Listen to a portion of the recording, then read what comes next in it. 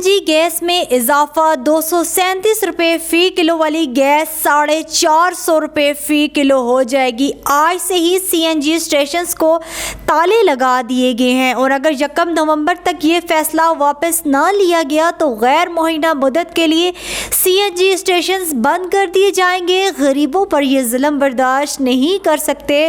CNG ایسوسی ایشن کے رہنماؤں پشاور میں تنظیم کے صوبائی اجلاس میں شرکت کے بعد شمال کو بتایا کہ 1805 روپے فی MMBTU کو بڑھا کر 4450 روپے کر دینا CNG کی صنعت سمیت تمام غریب کو میسر سفری سہولیات چھیننے کے مترادف ہے۔